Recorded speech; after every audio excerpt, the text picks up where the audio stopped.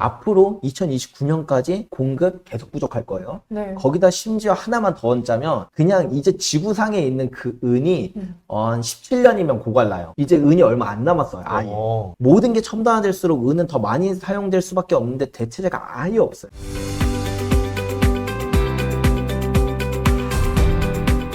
은 이야기를 좀 하도록 하겠습니다. 지금 은이 어마어마하게 올랐어요. 네, 어마어마하게 올랐어요. 금보다 더 금보다 올랐어요. 더 올랐어. 네. 왜 그런 겁니까, 이게? 일단 은이 얼마나 올랐냐면 지난 1년 동안 거의 200% 정도 올랐어요. 그러니까 3배 정도 올랐어요. 네. 거의 1년 만에 3배가 올랐다. 은이 왜 이렇게 많이 올랐을까? 생각을 해보면 일단 기본적으로는 금이랑 은이랑 제가 아까 말씀드렸잖아요. 온 지구상에서 모든 원소들 중에 돈이 될 수 있는 건 금이랑 은밖에 없었다고. 그렇죠. 그래서 은도 금이랑 같이 돈으로서 쓰였어요. 음. 그 말은 금 가격이 오르면 당연히 은 가격도 오른다. 그래서 100년치의 금 가격, 은 가격 데이터를 겹쳐서 보면 똑같이 오르고 똑같이 떨어져요. 다만 은이 금에 비해 시장 규모가 한 10분의 1 정도로 작거든요. 네. 근데 비트코인 오르면 알트코인 어떻게 되죠? 많이 오르죠. 네. 마찬가지로 금이 오르면 은은 한 1.5배에서 2배 정도 더 높은 상승률을 가지고 있어요. 그래서 금이 오르는 이 사이클 가운데 은이 더 많이 올랐다라는 게 이제 기본이고, 이제 여기에 추가적으로 은이 갖고 있는 지금 엄청난 포텐셜들이 많아요. 네. 하나씩 짚어볼게요. 첫 번째로 은의 수요가 미쳤다라는 거예요. 네. 은이 이제 그 돈으로서의 가치에 대한 이야기를 드렸는데 사실 전체 수요에서 이제는 절반 이상이 산업용으로 쓰여요. 왜냐면 얘가 모든 원소들 중에서 전기 전도율이 가장 높거든요.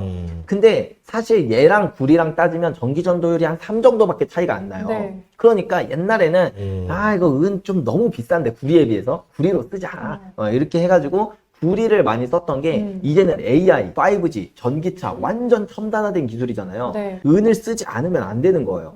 그리고 여기다 더불어 구리 같은 거는 이제 녹이 쓰잖아요. 그러면은 절연체가 돼요. 아이고. 근데 얘는 녹이 쓸어도 상관이 없어요. 그대로 전도체예요. 네. 그렇다 보니까 요즘처럼 AI의 발전이 거듭됨에 따라서 은의 산업 수요가 미친 듯이 증가를 하는 거예요. 자, 이제 여기까지가 은이 정말 좋은 건데 네. 한 가지 큰 문제가 생겼어요. 다 좋은데 공급이 딸려요, 이제.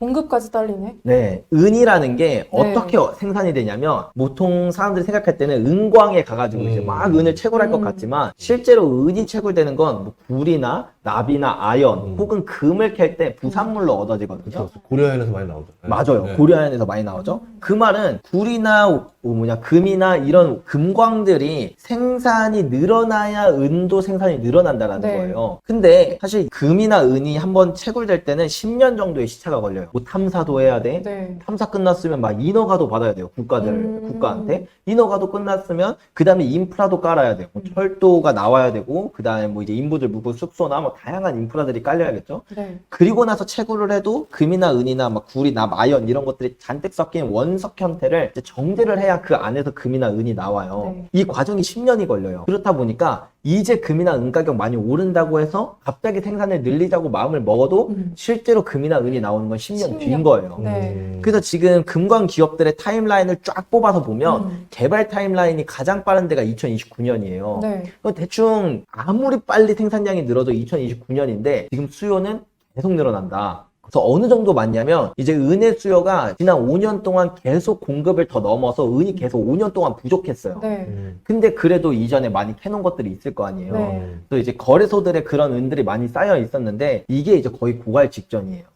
그래서 이제 상하이 같은 경우에는 상하이 금거래소의 은 재고가 10년 내 최저치를 찍었고 코맥스도 거의 마이너스 70% 찍었어요, 재고가. 그럼 이제 느끼는 거죠. 야, 이거 실물 은이 진짜 부족하겠는데? 그 가격이 이제 막 올라요. 그치. 그러면 이제 보통 대부분 닭고기 가격 많이 오른다. 그럼 사람들이 돼지고기 먹어야겠다. 뭐 소고기 가격 많이 올라도 돼지고기 먹어야겠다. 막 이런 식으로 대체할 수 있는 게 네. 있는데 은은 대체할 수 있는 게 없잖아요.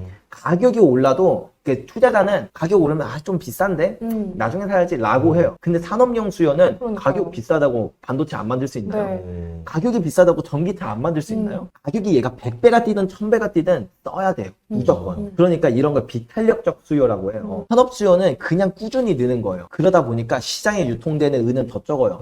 그러면 이제 옛날에 이마만큼의 유통량이 있을 때 한 100이라는 수요가 있으면 가격이 어느 정도 유지가 됐어요. 근데 이 공급이 이만큼으로 줄었어요. 네. 그러면 수요가 똑같이 100이어도 은 가격은 미친 듯이 폭증을 하는 거죠. 앞으로 2029년까지 공급 계속 부족할 거예요. 네. 거기다 심지어 하나만 더 얹자면 그냥 이제 지구상에 있는 그 은이 한 17년이면 고갈나요. 이제 은이 얼마 안 남았어요. 아예. 이런 상황이다 보니까 안 그래도 은이 없는데 그 공급이 늘기도 어려운 구조에서 수요는 AI의 발전 지금부터 더 되겠죠. 네. 그리고 이제 군사 장비들도 훨씬 더 많이 나올 거고 이제 우주 산업 훨씬 더 많이 발전할 거예요. 모든 게 첨단화될수록 은은 더 많이 사용될 수밖에 없는데 대체제가 아예 없어요. 뭐 옛날에 거론됐던 게 무슨 그래핀이라던가 그다음에 탄소 튜브라던가 이런 맞아요. 것들이 거론되긴 했는데 지금 당장 상용화되긴 어려워요. 아직도 개발 단계고 이게 상용화된다고 하더라도 이번 금-은 사이클이 다 끝나고 나서야 뭔가 될 거라고 생각을 한다면 이번 사이클에서는 은이 공급 부족 거기다가 이제 수요 폭발 그리고 이제 마지막 하나는 역사적인 평균치에 비해 아직도 은이 너무 싸다는 거예요. 이제 은이 금과 함께 5,000년 동안 돈이 쓰였다 보니까 고대 메소포타미아 때부터 금은 가격이 있어요. 네. 그 자료들을 제가 다 가지고 있거든요. 보면은 보통 금 가격이 은 가격보다 한 10배 정도 비싼 게 맞아요. 예, 실제로 지구상에 있는 금의 양이랑 은의 양을 비교해보면 딱 10대 1로 떨어지거든요. 네. 근데 지금 금이랑 은 가격을 비교해보면 은이 금 가격에 비해 50분의 1 가격으로 싸요. 저번에 80대 1이었잖아요. 네, 80대 1이었죠. 네. 그렇다 보니까 아직도 음. 은 가격은 터무니없을 정도로 싸다 이렇게 생각해 볼 수가 있기 때문에 그래서 원래 금이 오르는 사이클 아까 말씀드렸던 그 거대한 흐름 말씀드렸죠. 금이 슈퍼 사이클이라 은 많이 오르는 건 당연하다. 근데 여기에 수요 공급 그리고 이제 저평가인 가격까지 이 모든 게 합쳐지니까 지금도 많이 오르고 되게 무서운 상승인데 네. 사실 앞으로의 상승은 더 정말 격정적이고 드라마틱할 거다 저는 그렇게 생각해요. 그럼 장기적으로 봤을 때 어떻게 되는 거예요? 은은 대체품이 없고 네. 어떻게 보고 계시는 거예요? 그럼 어떻게 흘러가요, 이 시장이? 이 시장이 그냥 은 가격이 수십 배 올라가요. 네. 진짜요? 얼마까지 예상해 보고 있어요? 그럼 지금이 100달러, 잘하면 오늘 100달러 찍겠던데? 네, 맞아요. 네. 잘하면 오늘 찍겠죠. 근데 제가 사실은 은 가격이 옛날부터도 좀 가격에 대한 전망을 할 때 보수적으로 말할 수밖에 없는 이유가 네. 제 진짜 생각을 말하면 안심종자라고 생각을 해요. 많은 사람들이. 근데 지금은 이미 그런 생각을 안 해도 될 만큼 가격이 많이 오르긴 지금은 했지만 사람들이 진짜 이제 느끼고 있어요. 이게 네. 심각한 사태라는 걸 너무 많이 느끼게 됐으니까 네. 이제는 좀 말해주세요. 왜냐면 작년에도 금 가격 3배 벌써 그때 오는데도 3배 가까이 올랐잖아요. 네. 이제 은 가격은 또 그 사이에 또 너무 많이 올랐고 네. 그리고 이게 방금 말한 시나리오들이 겹쳐지면은 난 진짜 많이 올 것 같아요. 왜냐면 저도 아까 보니까 그 CME 거래소인가? 네, 맞아요. 거기서 시카고 거래소에 보면은 증거금을 계속 올리더라고요, 선물을. 네. 보통 이게 이상하다. 그러니까 증거금을 올린다는 거는 그 가격을 폭락시키고 싶어서 맞아요, 이렇게 맞아요. 하는데 증거금을 올리면 가격이 떨어져야 될 거 아니에요. 네. 와. 더 오르고 있어. 네, 맞아요. 그러니까 이게 우와. 옛날과 좀 뭔가 달라. 네. 예, 그래서 저 솔직하게 말씀해도 될 것 같아요. 자, 그러면 우리가 은 가격을 이해하려면 금 가격을 먼저 이해를 해야 돼요. 우리가 금 가격이 어디까지 오를까? 보통 뭐 가격을 예측하는 게 되게 어렵잖아요. 저도 금 가격 고점은 예측을 못 해요. 네. 하지만 적어도 어느 가격 이상은 올라가야 되는지는 알아요. 뭐냐면 역사적으로 금은 항상 돈으로서 쓰였어요. 근데 금이 올랐던 시기는 돈을 대신하는 이 화폐라는 놈, 우리가 종이 막 종이 지폐라고 말하는 이 화폐라는 놈에 대한 신뢰가 깨지면 사람들이 금으로 돌아가서 금 가격이 오르는 거거든요. 그래서 인류 역사 전반에 걸쳐서 금 가격이 올랐던 모든 패턴들이 다 똑같아요. 결국 그러니까 지금까지 그 국가가 발행한 화폐의 양만큼 금 가격이 올라요. 미국 같은 경우에 가장 이 화폐도 사실은 정의하기 따라 다른데 뭐 M0 본원 통화냐 아니면 뭐 M2 이제 광희 통화냐 뭐 이런 거에 따라 좀 규모가 달라지긴 하는데 가장 보수적으로 보는 M0를 기준으로 봐도 이제 미국의 M0가 한 5.3조 원 정도 5.3조 달러 정도 되고 이제 미국이 보유하고 있는 금 보유량이 8,133톤이거든요. 물론 이것도 이제 실제로 8,000톤을 가지고 있냐도 여러 가지 의심이 있지만 그냥 있다고 치고 그렇게 계산을 하면 금 가격이 대략 2만 달러가 넘어야 돼요. 네, 대략. 와, 그 4배, 거기? 4배 더 이상. 아직도. 네. 네. 근데 거기가 그냥 꼭지냐라고 하면 그건 지나야 되는 지점이다.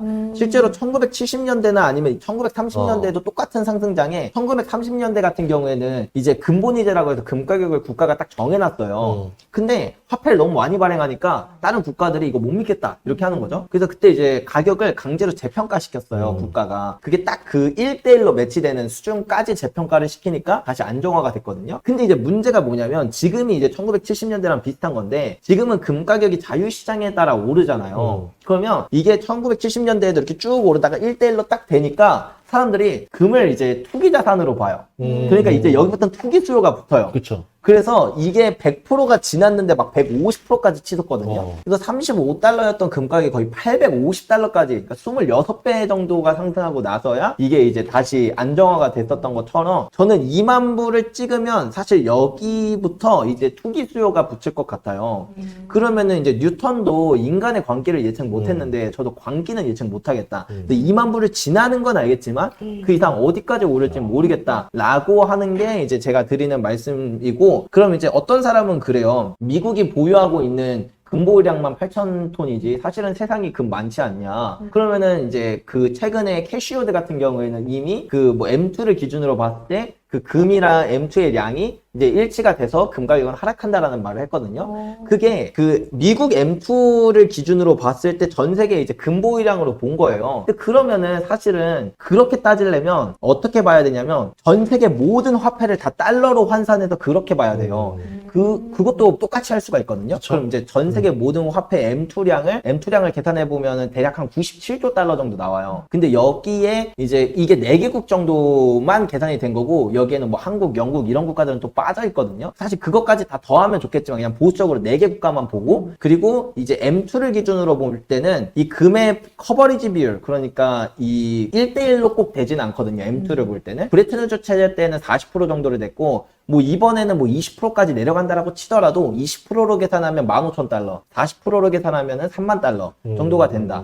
그래서 그런 어쨌든 어떤 다양한 공식이 있어요. 사실 금 가격을 구하는 그 모든 공식들을 다 대입해 보면 수치가 다 그만해요. 한 2만에서 3만 달러 라는 걸 우리가 생각해보고 그게 역사적 패턴에서 늘 반복됐다라는 걸 이해하면 금 가격이 2만 달러까지 오르는 건 너무 당연하다. 2만 달러까지가 아니라 2만 달러를 돌파하는 건 너무 당연하다라고 생각해 볼 수 있다. 자, 이제 그럼 여기서부터 이제 은 얘기를 해볼게요. 10대 1까지? 10대 1로 가야 되잖아요. 그러니까 적어도 2,000달러를 돌파해야 된다는 건데, 그러면은 은 가격 아직 100달러도 안 됐어요. 네. 2,000달러를 돌파해야 된다 그러면 최소 20배는 더 올라야 된다. 저는 개인적으로 생각을 하는 거죠. 야, 두쫑쿠 사 먹을 때가 아니라 네. 은쫑쿠 사러 가야 되겠네. 은종구. 물론 이제 여기에는 네. 저는 금에서는 반박할 사람이 이제 해외에서도 거의 없거든요. 다 생각이 비슷비슷해요. 이제 전문가들은. 근데 이제 은은 반박이 좀 있기는 있어요. 왜냐면 금은 아직도 이제 중앙은행들이 돈으로서 이제 최종 지불수단으로 금을 모으는데 은이 지금 무슨 돈이냐. 중앙은행들 중에 은 보유하는 애 있으면은 없죠. 네.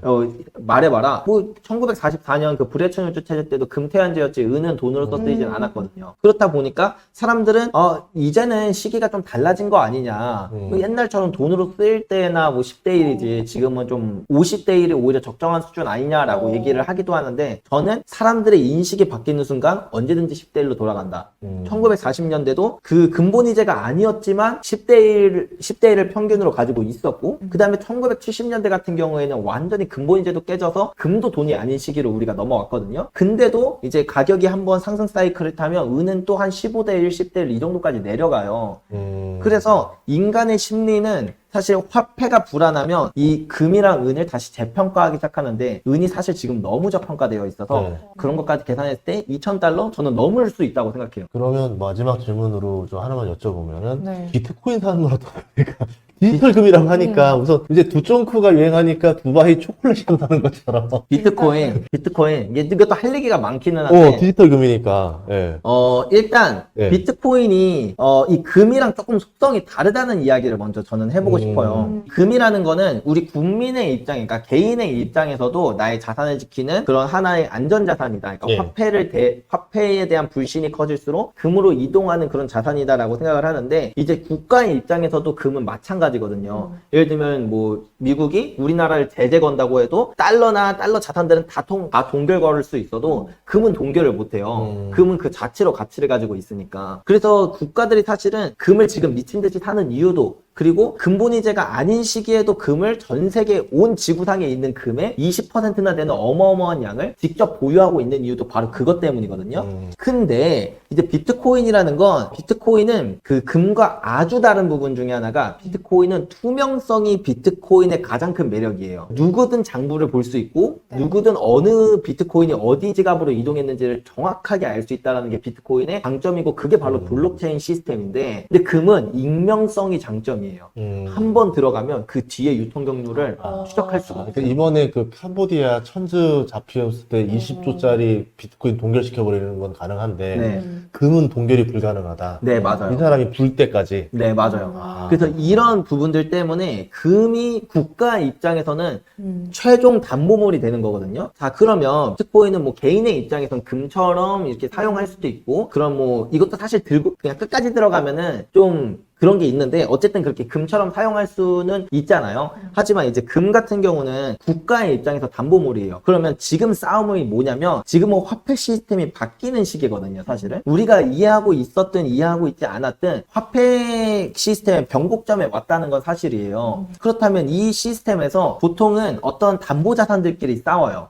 뭐 금이랑 뭐 이제 근본이제냐 은본이제냐 뭐 이렇게 싸우기도 하고 금이냐 아니면 석유냐 페트로달러 시스템이냐 막 이렇게 그 담보물들끼리 싸우는데 이 싸우는 시기 때 가격 상승폭이 되게 커요. 되게 커요. 그래서 이 근본이제 시기 때를 생각해 보면은 이 금 가격이 다시 재평가가 이루어지면서 가격이 많이 오르고 우리가 1970년대 같은 경우에는 근본이제가 끝나고 이제 페트로달러 시스템으로 넘어갔거든요.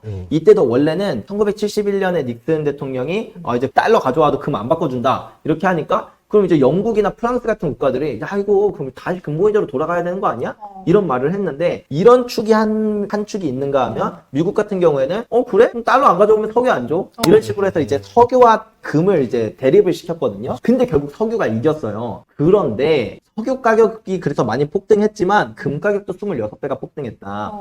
결국은 화폐 시스템이 바뀐다라는 건 담보물들끼리 싸우면 담보물은 다 올라가고 여기서 패자는 화폐밖에 없다라는 거예요. 그래서 비트코인이 담보물이 될 수 있냐라고 하면 저는 그 국가 측면에서는 그 익명성이 아닌 투명성이기 때문에 담보물이 되게 어렵다라고 보는 측면인데 만약에 그럼에도 불구하고 담보물이 된다라고 치더라도 금과 비트코인이 같이 오르는 흐름이 나타날 것 같다. 그래서 비트코인은 저는 잘 되면 대박이고 안 되면 모르겠다. 그래서 그냥 어떤 시나리오든 오르는 게 확정인 저는 금이나 은이 더 매력적이라고 생각해서 금이나 은을 투자하고 있어요.